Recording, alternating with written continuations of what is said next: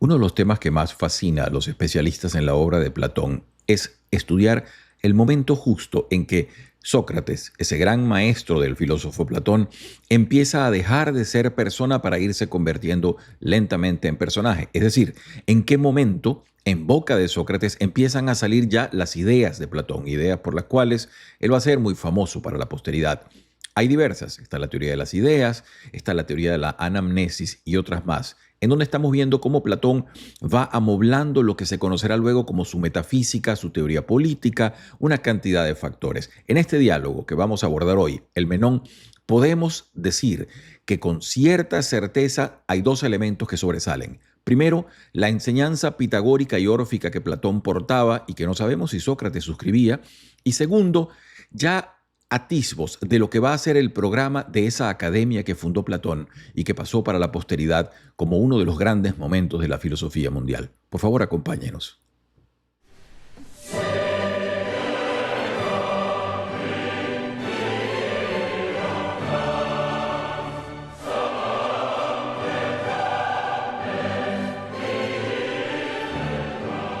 Un cordial saludo a las personas que sintonizan este canal. Como siempre, un placer estar junto a ustedes. Aquí les habla Ivo Hernández y venimos con más libros y más reseñas de libros. Continuamos con nuestros diálogos de Platón. Estamos con el denuedo de proveer acá una discusión sobre toda la obra, diálogo a diálogo, de este magno pensador occidental o mundial, pudiéramos decirle. Hoy vamos a enfrentar, fíjense ustedes, el último diálogo que pusimos fue el de Protágoras.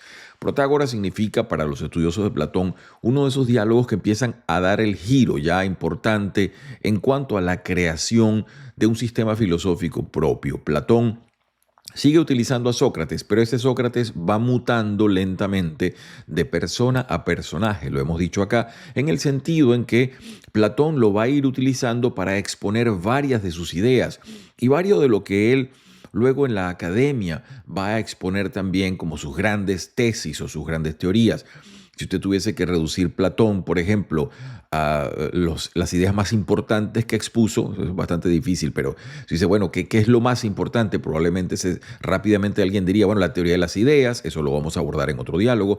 Y acá una de las que empezamos a trabajar en este diálogo va a aparecer también, y es la llamada teoría de la anamnesis, es decir, del recuerdo o de la reminiscencia. Ya vamos a ver por qué hablamos de eso. El punto es que el diálogo que hoy nos convoca va a tener exactamente la misma temática que el Protágoras, es decir, buscar la definición de la virtud y además si la virtud puede o no enseñarse. ¿Por qué decimos esto?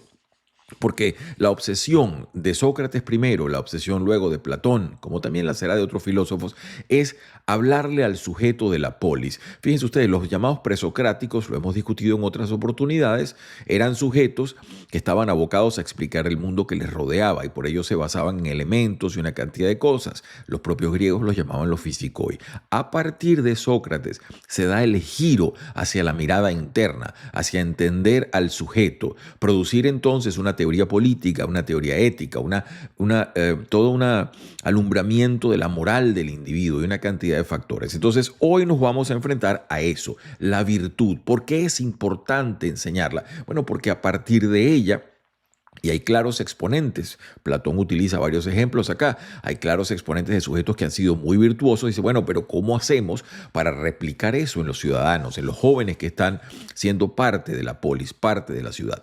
El texto que vamos a usar, ya pasamos al segundo, fíjense ustedes, ahí estamos en los diálogos 2, está Gorgias, Menéxeno, Eutidemo, Menón y Crátilo. Nosotros nos vamos a enfrentar al Menón, justamente. Es un diálogo que les decía, tiene el mismo tema que el Protágoras, pero es diametralmente distinto en cuanto al abordaje. Primero, la longitud. El Protágoras tiene unas 100 páginas, el Menón tiene más o menos 50. Sin embargo, son 50 páginas rebosantes de conocimiento y de ideas que vamos a ver acá. No es el caso de tener un sofista de gran talante como era Protágoras, hacia el cual pues mucha gente tenía reverencia. Fue un sujeto además que fue muy rico porque cobraba mucho por sus enseñanzas y se hizo muy famoso. Tenía contactos importantes con la esfera política, era amigo de Pericles. se le comisionaron cosas oficiales para hacer, por ejemplo, constituciones de una isla, etcétera. El sujeto tenía pues toda una prosapia. Menón no lo es así. Suponemos educadamente que también Menón es un sofista, pero es un sofista de menos vuelo. Es un sofista que había estudiado con Gorgias, que es otro de los grandes y famosos sofistas de su época, y que va a venir a este diálogo para hablar diversos temas y exponer diversas ideas. Pero, repetimos, ya Sócrates acá empieza a ser menos el Sócrates histórico y más un sujeto que permite a Platón exponer sus ideas. Por eso el diálogo todavía termina en cierta manera sin conclusión. Recuerden, nosotros decíamos los diálogos aporéticos, termina sin conclusión todavía definitiva, pero ya empieza Platón ciertos atisbos, a mostrar destellos de lo que son sus ideas, y el final del diálogo, si bien es cierto, repito, que no tiene una conclusión contundente, sí muestra algo de lo que va a ser la motivación académica de Platón, la enseñanza de ciertos elementos y tratar de dilucidarlos de muchas maneras. Entonces, bueno, como siempre, vamos nosotros a un esquema del diálogo, a los conceptos básicos también y a la parte histórica. Empiezo por allí para que nos demos una idea. Recuerde usted que esto lo escribió Platón. Sócrates muere en el 399. A partir de allí empieza la obra platónica, que mientras más está cercana a esa fecha, se supone que es más fidedigna al personaje histórico que fue Sócrates, luego se va convirtiendo más en Platón. Esa es la teoría que nosotros manejamos. El diálogo que vamos a exponer hoy fue escrito más o menos al 387, 388 aproximadamente se calcula, por algunas menciones que hace el propio Platón allí y porque se coteja su obra con la de Jenofonte, que era coetáneo y que también conoció a Sócrates y que dejó otra obra allí. El punto es que, fíjense ustedes, el Protágoras que nosotros hicimos en vez anterior está ubicado de una manera ficticia. Esas son cosas que pueden haber sucedido como pueden no haberlo hecho, y además son muy literarias en cierto sentido como lo son filosóficas. Pero el punto es que el diálogo del Protágoras sucede aproximadamente el 432, es decir, no había comenzado todavía la funesta guerra del Peloponeso. Este diálogo, en cambio, sí, este diálogo ya es al final, se le ubica idealmente más o menos al 404, ya habría pasado lo más terrible de la guerra, ya se habrían producido toda esa hecatombe que dio con la destrucción de Atenas y una cantidad de cosas. Lo decimos como efecto paralelo. Platón lo está escribiendo mucho después, pero él idea estas cosas en unas épocas particulares. Y los personajes que están allí, y ya verán ustedes cómo cotejo para decirles la temporalidad, es que ahí va a estar, hay solamente 4 personajes en todo esto. Está Menón, que es el personaje con quien está Sócrates, por supuesto. Está Ánito, que va a aparecer fugazmente. Ese personaje Ánito es un personaje un poco siniestro que aparece luego acusando a Sócrates en la Apología. Es uno de los sujetos que acusó a Sócrates pidiendo su condena por diversos elementos, y que va a ser un sujeto de los demócratas y que va a tener pues una cantidad de resentimiento contra figuras como Sócrates, a la cual él categorizaba en su ignorancia de sofista. Entonces, ese personaje aparece aquí, aparece de soslayo. Brevemente, Sócrates le interroga un par de cosas, el sujeto no es el más lúcido que existe, da unas respuestas completamente extraviadas y viendo que no hay ninguna sintonía, después se retira con una cierta amenaza velada a Sócrates. Ya la vamos a leer ahí. Eso lo está escribiendo Platón muchos años después, pero es interesante para presentar ese personaje incluso para la posteridad, ¿no? Que es interesante. Entonces le decía, tenemos Sócrates, tenemos Menón, tenemos a Ánito y tenemos a un sirviente que aparece allí lo utiliza Sócrates para una demostración sobre su teoría de la reminiscencia o de los recuerdos. Esos son los 4 personajes que aparecen allí. Ahora bien, cuando nosotros nombramos a Menón, Menón también aparece nombrado por Jenofonte en su Anábasis. Y Menón aparece, como le pasó a muchos en esa generación, que quedaron totalmente desnortados, quedaron extraviados en la vida. Jóvenes de un origen aristocrático. Él no era ateniense, él era de Tesalónica, pero era un joven de cierta aristocracia y formación. Había estudiado con Gorgias, era un sujeto que tenía cierta noción de mundo y tal. Esos muchachos quedaron completamente extraviados, pues al caer Atenas, no solo que cae Atenas, sino todas las ciudades aliadas y todo ello. Y entonces muchos de ellos se dedicaron pues a distintos tipos de negocios para buscarse la vida. Jenofonte, que les había dicho, se dedicó a ser mercenario, se fue a una expedición que se conoce como la Anábasis, etc. En fin, Este joven también se fue de mercenario. Los soldados griegos eran muy buscados en esa época, sobre todo esa infantería, porque los hoplitas, así se les llamaba por el escudo que se llamaba oplón, eran muy solicitados porque eran sujetos que tenían mucho conocimiento táctico, mucha disciplina marcial. No solamente Esparta, los atenienses también eran respetados en todo esto. Recuérdese que a ellos es que se les debe los grandes triunfos de las guerras médicas. Entonces, esa fama percolaba en muchos sitios y se les contrataba. Y a Menón se lo llevaron. Menón se fue, como esto aparece, comandando una unidad de hoplitas y de peltastas allí en Asia. Luego lo capturan y el sujeto muere. Y pues, se tiene por fecha de su fallecimiento el 401. De manera que se supone educadamente que esto pasó unos 3 años antes, cuando Menón se encontraba de visita en Atenas en casa de Ánito, que es uno de los demócratas, por cierto, ¿no? Entonces todavía no habían pasado los 30 tiranos, toda aquella tragedia. Estaba eso, digamos, caldeado en ese momento. Entonces, bueno, eso para darles la parte histórica. La parte del diálogo. Voy entonces, fíjense, con ustedes con una pequeña, digamos, un esqueleto del diálogo. Son poquitas páginas. Estos son 45, 48 páginas de este libro, que como usted puede ver no es que sea muy extenso, pero es realmente pura proteína para sentarse a pensar. Pie de página acá. Uno ve mucho en las redes sociales esa gente que dice, no, yo me leí 80 libros, yo me leí 40. Mire, este diálogo, si usted se lo puede leer por día, unas 5 páginas, y tiene un cuadernito donde anote sus ideas, es bastante. Esto es realmente complicado en el sentido no que es difícil, sino que requiere atención, requiere eso que nuestro tiempo no tiene mucho. Aquí no hay posibilidades de estar pasando imágenes ni nada de eso. Aquí hay que sentarse a hacer lo más humano que hacemos, que es pensar, ¿no? Siempre lo decimos nosotros, los dioses o Dios no piensa y los animales tampoco. Eso es una cualidad muy humana y esto justamente apela a la necesidad de pensar. Entonces vamos con una especie de estructura. Aquí el diálogo comienza al rompe. Normalmente los diálogos de Platón siempre es un Sócrates que anda dando vuelta por ahí, se consigue con unos amigos y entonces le dice, mira, ¿qué estás haciendo? No, aquí no. Aquí Menón directamente interpela a Sócrates y le dice sobre la virtud. Ya les vamos a leer un pedacito, creo que la tengo por ahí, ¿no? Directamente. Sócrates, que es muy astuto, evita dar una respuesta y le dice, bueno, pero mira, Menón, tú estudiaste con Gorgias, ¿por qué no nos alumbras tú un poco? A ver qué nos dices de la virtud. Y entonces empieza Menón a tratar de hablar de la virtud. Entonces empieza a dar virtudes relacionales. Empieza a decir, bueno, los hombres tienen una virtud, las mujeres tienen una virtud, los niños, los ancianos, los deportistas tienen una virtud. Entonces recuerde usted que vuelve Sócrates a tratar de juntar todas esas ideas. Él lo que busca es la abstracción del concepto. Él le dice, mira, no me estés dando definiciones con ejemplos. Yo lo que necesito es la ontología, la definición de la cosa per se. ¿Qué es la virtud? Defíneme eso. Entonces, allí Menón vuelve otra vez a tratar de una manera, dice, bueno, la virtud está en las personas que tienen la capacidad de hacer sus ideas, etcétera. Él le pone otra vez otro ejemplo, Sócrates se lo vuelve a demoler y entonces es muy interesante porque lo va llevando a diversos puntos en donde Sócrates lo que le pide es dame la definición en concreto.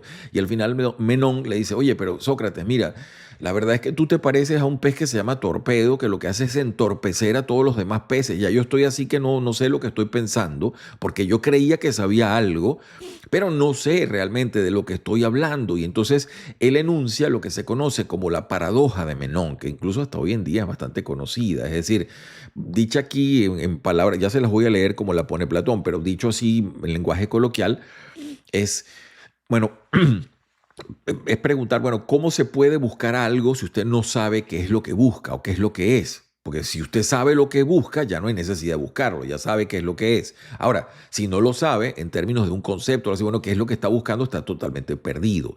Entonces, allí se establece una paradoja muy interesante, que como usted puede ver, si usted analiza eso con cuidado, dice, bueno, pero realmente, si esto fuera así como dice Menón, pues el conocimiento se produciría por accidente o por casualidad, porque de otra manera no hay manera de explicar. Si no sabemos qué es lo que estamos buscando y piensa usted en ideas novedosas, bueno, entonces, ¿cómo se produce eso? Y entonces ahí viene, como le digo, piense es la figura de Sócrates la que habla, pero viene un relámpago de Platón, es decir, una idea que viene, no es propiamente de Sócrates, sino que viene desde los pitagóricos, incluso de los mitos órficos, que es la idea de un alma omnisciente, un alma que ha renacido, trae teorías de reencarnación en donde el alma ha transmigrado por diversos cuerpos y tiene un conocimiento enorme. Entonces, realmente para la persona saber algo es simplemente recordarlo. Hay una frase allí muy interesante en cuanto a eso, que toda esa búsqueda y todo ese conocimiento lo que hace usted es recordarlo.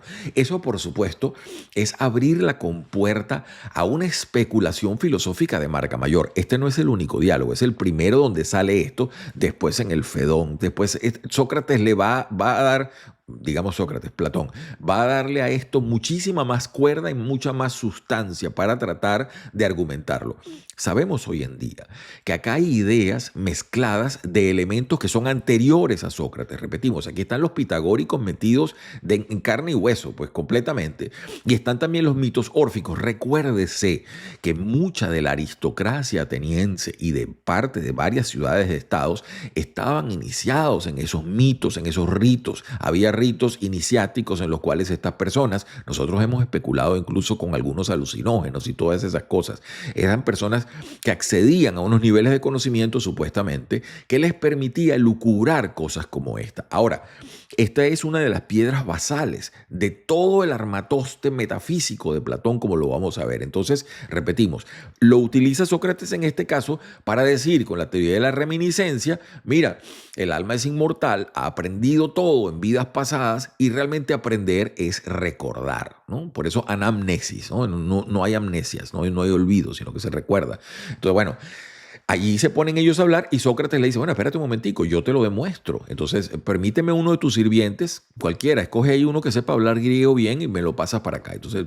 le ponen a hacer una demostración geométrica que no viene al caso aquí explicarla, pero que es relativamente sencilla. Entonces, él empieza a promover una cantidad de preguntas y el sujeto empieza a responderlas. Entonces, al final le dice, bueno, fíjate, ese sujeto no tenía conocimiento de nada de esto y ahora simplemente ya está fluido y pudo dar respuestas que antes no tenía y que ahora sí posee. Y entonces viene el punto en el cual él dice, por eso mismo, ello nos convalida la posibilidad de afanarnos para buscar eso que no conocemos, porque simplemente estamos, mediante una pregunta y mediante una inquisición fuerte de los temas, estamos entonces buscando el conocimiento que lo que hacemos es recordar, ¿no?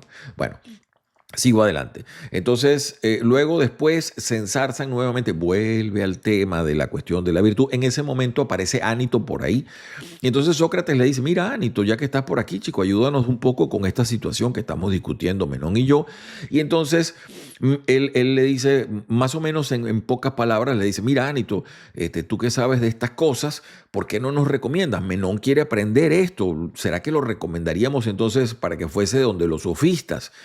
Porque él dice, bueno, los zapateros enseñan a hacer zapatos, los médicos enseñan medicina, se supone que los sofistas deberían enseñar qué cosa es la virtud y el manejo del hombre dentro de la polis. Entonces, bueno, Ánito dice que no, que tal y qué sé yo, que entonces mejor sería que cualquier ateniense bello y bueno, una persona útil a su ciudad, puede enseñar la virtud. Entonces Sócrates le contradice y le dice, mira chico, realmente no, porque hay muchos de estos personajes, y le nombra varios, fulano, mengano, sutano y tal, que ellos fueron virtuosos, pero ellos no pudieron enseñar lo que ellos mismos no sabían cómo habían adquirido. Y sus hijos eran lejos de ser virtuosos, eran simplemente ejemplos más bien de vicio y todas esas cosas. Entonces Ánito, que no estaba con mucho talante y no se ve un sujeto tampoco muy deslumbrante en inteligencia, se molesta y se va amenazando un poquito a Sócrates allí con una cosa que la vamos a... que además tiene lo interesante, que cuando usted dice, bueno, esto fue escrito más o menos unos, póngale usted 12, tantos años después de la muerte de Sócrates, y entonces todavía trashumaba Platón ese dolor enorme, ¿no? Y lo pone allí a este sujeto y le pone amenazando a Sócrates en el momento en que se despide. Total que Sócrates se vuelve a quedar con Menón, ya el sirviente se fue Ánito, y vuelven otra vez ellos a discutir el tema entonces de la virtud.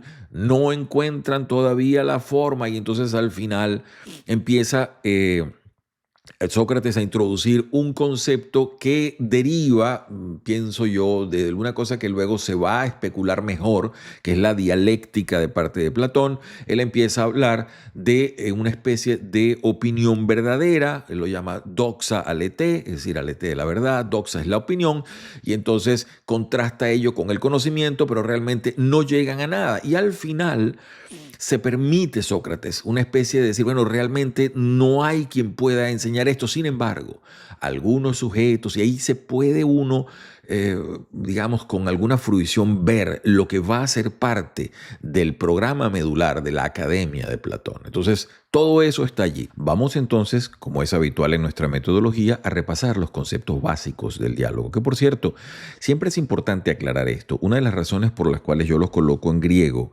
y pongo una traducción allí que procuramos que sea la más adecuada al momento, es precisamente para darle a usted un afianzamiento dentro de las ideas como las manejaba Platón. Lo decimos porque el griego antiguo es un idioma que tiene una semántica bastante particular. Muchas veces nuestras traducciones lo que hacen es alar por los cabellos el concepto y a veces se adecúan más o menos. A veces es fácil, pero otras veces es un poquito complicado. Entonces lo más importante, en el caso por ejemplo de la virtud, nosotros decimos arete.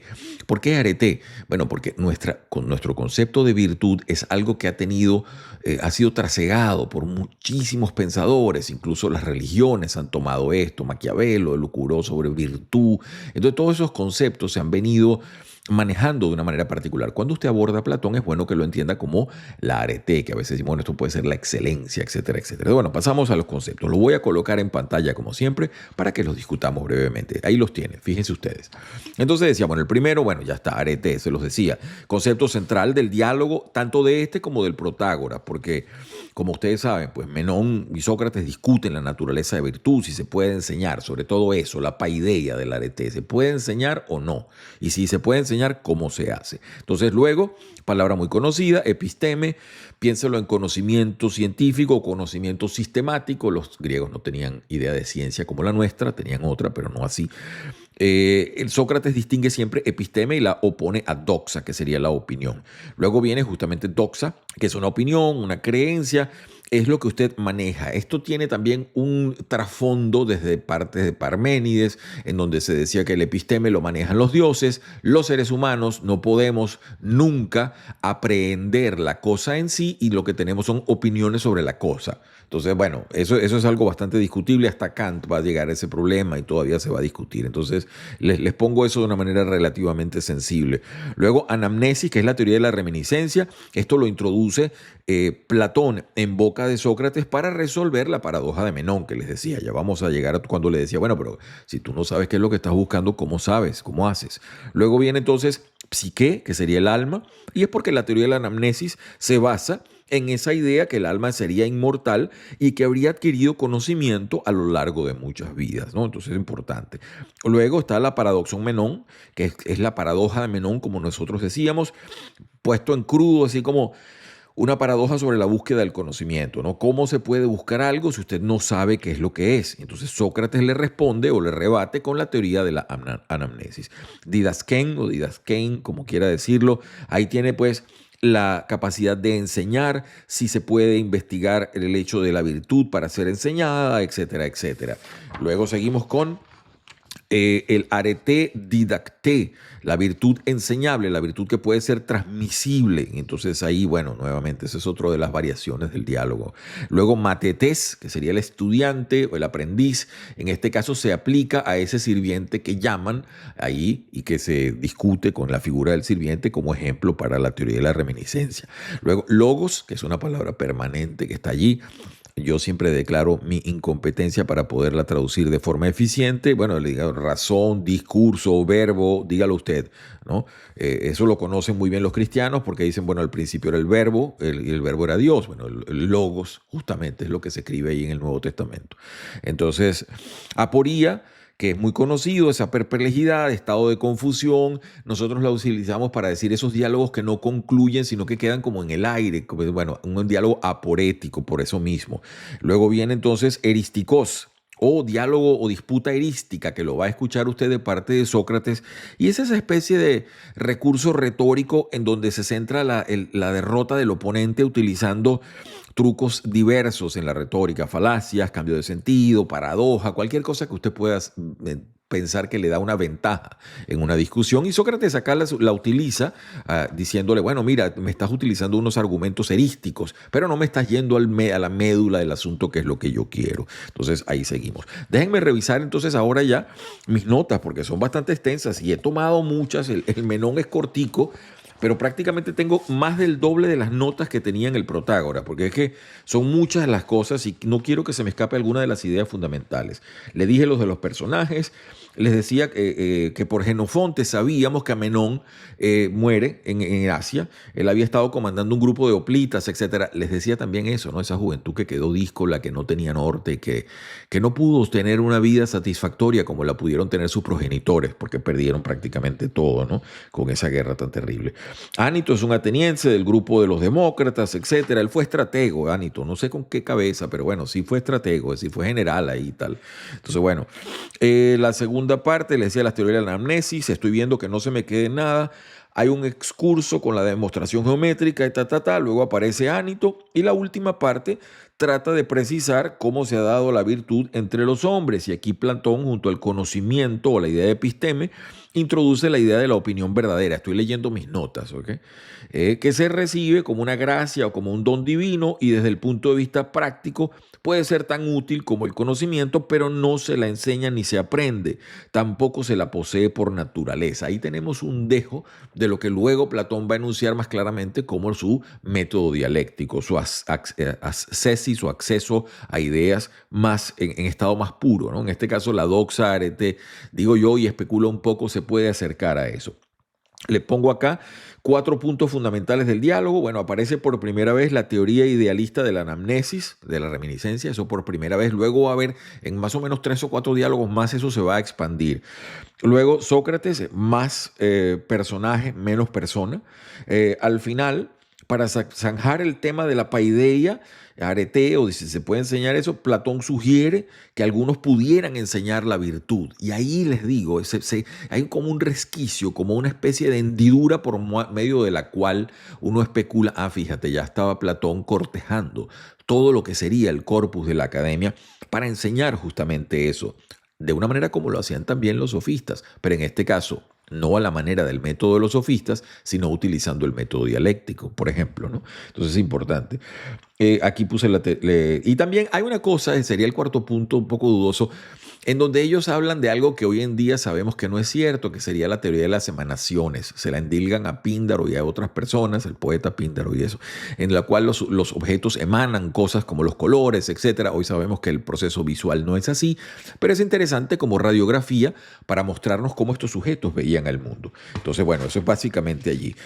Creo que tengo, bueno, muchas notas, no los quiero atosigar con todo lo que yo anoté. Les sugiero muy humildemente desde acá que haga lo propio. Usted ponga sus notas y si alguna cosa le merece reflexión, apúntela, porque aquí nadie tiene la verdad definida. Esto es una cosa que mueve a debate y es un diálogo breve, se lee relativamente en tiempo breve, pero en cuanto a pensamiento, les decía, 4 o 5 paginitas le van a dar bastante al día.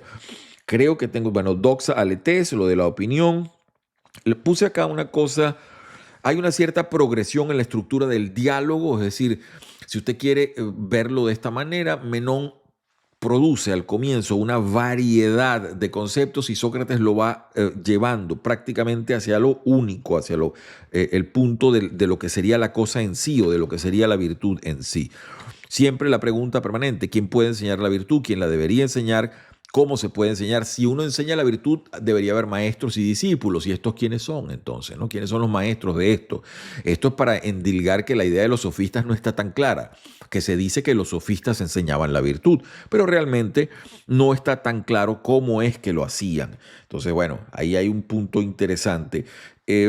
Paradoja de Menón, la puse acá. Sócrates a mediados del diálogo dice: Todas las virtudes están compuestas por dos elementos. Esto es Sócrates mismo tratando de elucidar algún concepto. Dice, bueno, no puedo todavía llegar al concepto, pero sí puedo decir que toda virtud está compuesta de moderación, sofrosiné, así se le traduce, y de cierta idea de justicia o de proporción también. Entonces ahí empieza a dialogarse en eso, pero no llega a ningún lado. Luego viene la imagen de pez torpedo y la paradoja de Menón. Paso entonces a darle lectura. Estoy trabajando con esta edición.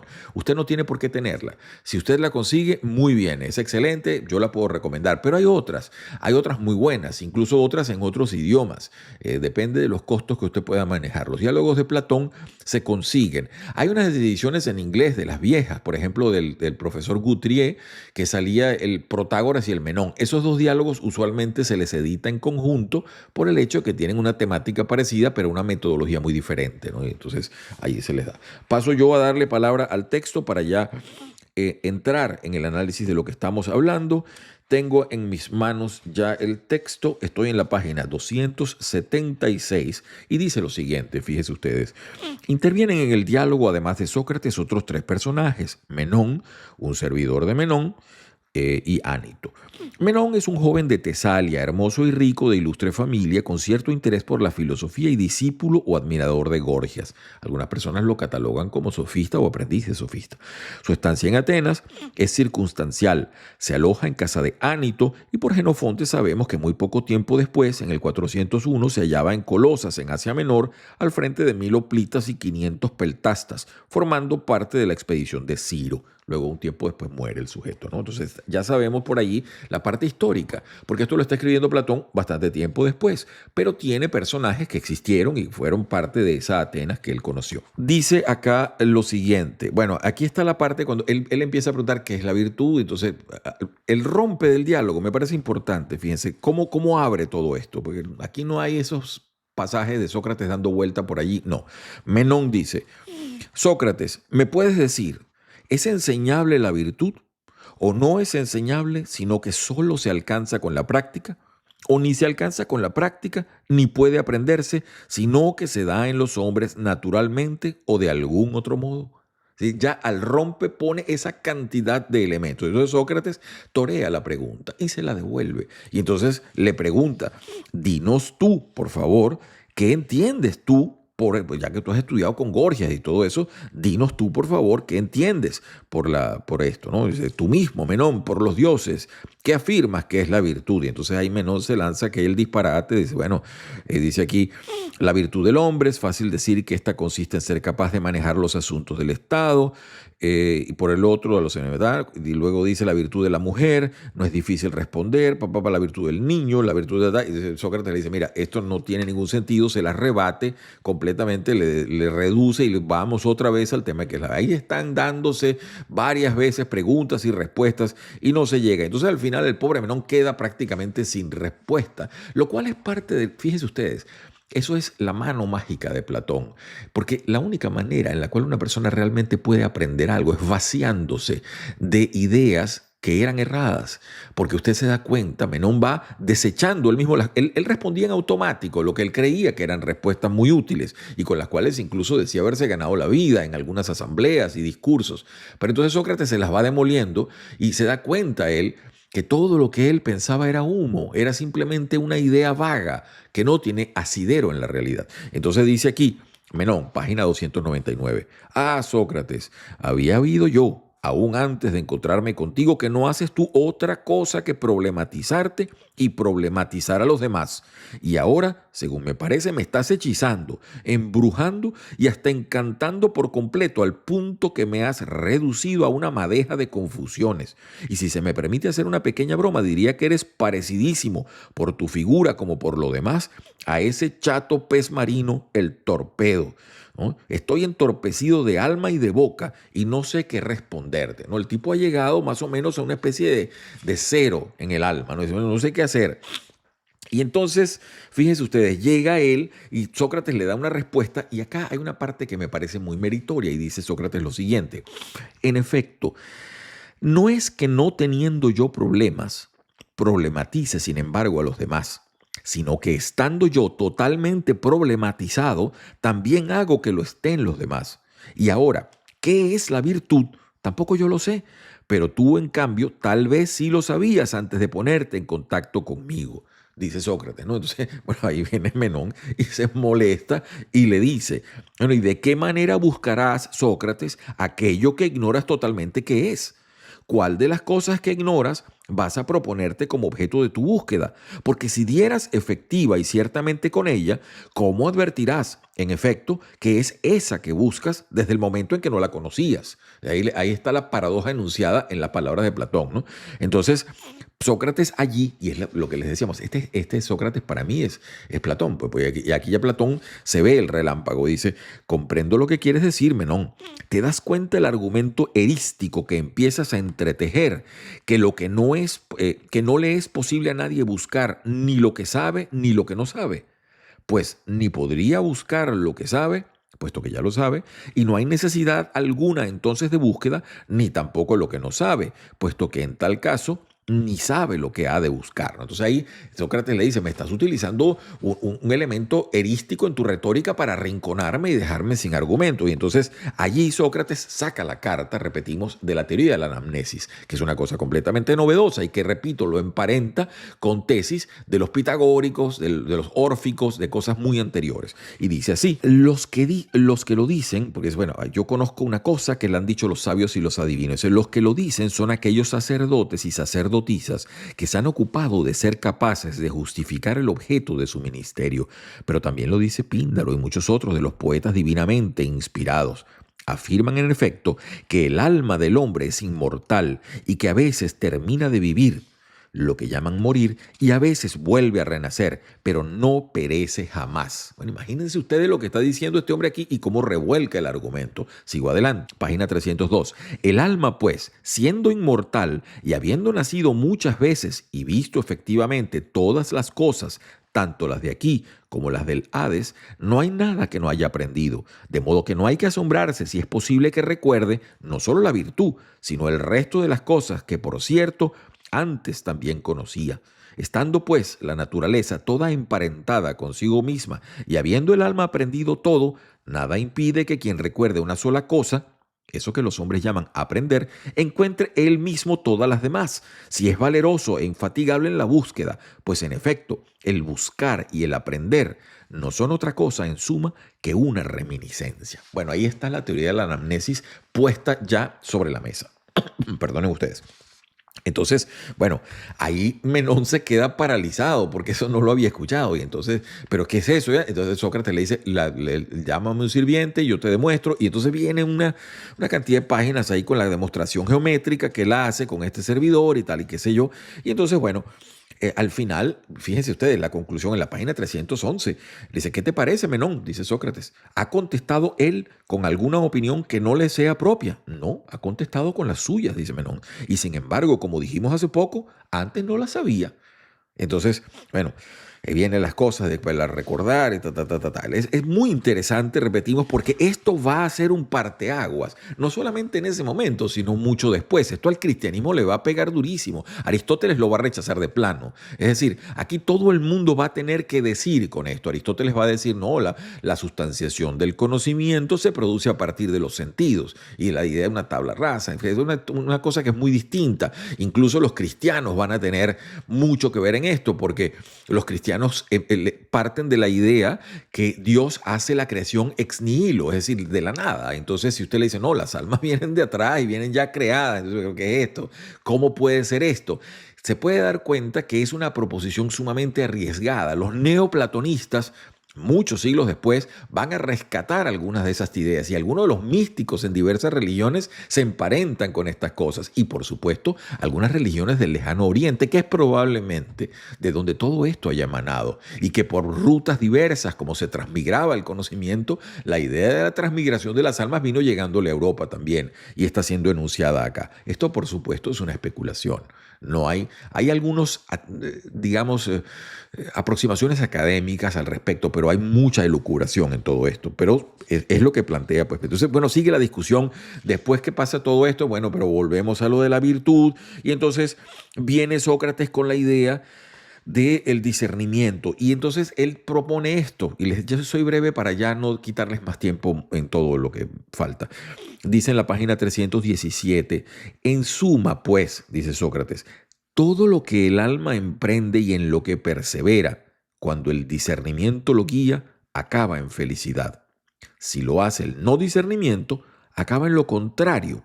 Y Menón le dice, sí, me parece que sí. Por lo tanto, si la virtud es algo que está en el alma y que necesariamente ha de ser útil, tiene que ser el discernimiento, puesto que todo lo concerniente al alma no es en sí mismo ni útil ni dañino, sino que conforme vaya acompañado de discernimiento o no, resultará útil o dañino. Es decir, si hay sofrosiné, entonces el sofrosiné va a darle ese sentido que pudiera decir de algo de utilidad o algo de ser dañino. Ahí entonces, bueno, empieza la situación de la proporción y todas esas cosas. Ya va esto cerrando. Quiero entrar aquí, se aparece Ánito. Bueno, cuando se aparece Ánito, les decíamos, Sócrates inmediatamente lo involucra, no puede contenerse, y entonces le dice, mira, Ánito, tú que has hecho esto, tú eres hijo de un sujeto que se hizo rico por sus habilidades y la ciudad te ha reconocido, etcétera, etcétera. Y entonces le dice, Ánito, es posible que me ayudes a deliberar y lo hagas aquí conmigo en común acerca de tu huésped Menón, que está aquí. Hace rato que él me dice, Anito, que anhela ese saber y esa virtud, gracias a los cuales los hombres gobiernan bien sus casas y el Estado, se ocupan de sus progenitores y conocen la manera de acoger y apartar a ciudadanos y extranjeros, tal como es propio de un hombre de bien. En relación, pues, con esta virtud, considera tú a quienes habríamos de encomendarlo para que lo hiciéramos bien. O es evidente, según lo que acabamos de decir, que aquellos que prometen ser maestros de virtud y se declaran abiertos a cualquiera de los griegos que quiera aprender, habiendo fijado y percibiendo una remuneración por ello. ¿Y quiénes son esos, Sócrates?, pregunta Ánito. Y le dice, lo sabes bien tú mismo que me estoy refiriendo a lo que la gente llama sofistas. Bueno, entonces Ánito pega un brinco y dice, por Heracles, cállate, Sócrates, que ninguno de los míos, ni mis amigos más cercanos, ni mis conocidos conciudadanos o extranjeros, caiga en la locura de ir tras ellos y hacerse arruinar, porque evidentemente son la ruina y la perdición de quienes los frecuentan. Bueno, entonces aparece Sócrates defendiendo entonces a los sofistas, lo cual es rarísimo, pero entonces dice, bueno, pero ya un momento, pero ¿qué sucede? Por ahí andaba Protágoras y hay una otra gente que se ganó la vida de todas estas cosas y algunos tienen sus méritos, etcétera, etcétera. Entonces, Ánito le riposta y dice, Sócrates le pregunta, después que hace toda esa exposición, ¿tendremos que considerar tan locos precisamente a estos que algunos afirman que son los hombres más sabios? Y dice Ánito, locos. No son ellos los que lo están, Sócrates. Sí, en cambio, y mucho más, los jóvenes que les pagan. Y todavía más que estos, los que se lo permiten, sus familiares, pero por encima de todos, locas son las ciudades que les permiten la entrada y no los echan. Ya sea que se trate de un extranjero que se proponga hacer algo de esto, ya sea de un ciudadano. Bueno, entonces Sócrates, bueno, ¿por qué te hicieron los sofistas? Le pregunta, en fin, el sujeto está muy violento, no es un sujeto muy iluminado, a pesar de las altas magistraturas que aparentemente tuvo y todas estas cosas. Entonces le pregunta, bueno, pero ¿quién pudiera? Yo pensaba que esos eran los maestros de la virtud, ¿a quién pudiéramos enseñarlo? Y entonces Ánito da una respuesta bastante sencilla y dice, nómbrame a alguien a quien yo pueda referirle a Menón para que vaya a estudiar la virtud. Y le dice, ¿por qué quieres oír el nombre de uno solo? Cualquiera de los atenienses bellos y buenos con que se encuentre, sin excepción, lo harán un hombre mejor, siempre que les haga caso, que los sofistas. Entonces, bueno, ahí se estrelló porque entonces empieza, ¿quiénes son esos sujetos buenos y bellos y tal? Entonces empieza a darle ejemplo, mira fulano y los hijos no sirvieron para nada, mira mengano y entonces él no pudo transmitir ese conocimiento, de manera que ese trasvase de la virtud no se dio, como él decía. Y entonces Ánito, arrinconado y ya sin muchas ideas, no es que las tuviera muchas antes tampoco, pero aquí ya bastante arrinconado, dice lo siguiente, ¿no? Se retira, no entendió nada y dice en la página 327, Sócrates, me parece que fácilmente hablas mal de los demás. Yo te aconsejaría, si me quieres hacer caso, que te cuidaras, porque del mismo modo que en cualquier otra ciudad es fácil hacer mal o bien a los hombres, en esta lo es en modo muy particular. Creo que también tú lo sabes. Le deja eso allí, ¿no? Esto escrito 12, 14 años después de la muerte de Sócrates, justamente por ese sujeto que lo acusó, entre otros, eran tres, y este era uno de los cerebros acusadores. Entonces uno ve pues la mirada de Platón en todas estas cosas.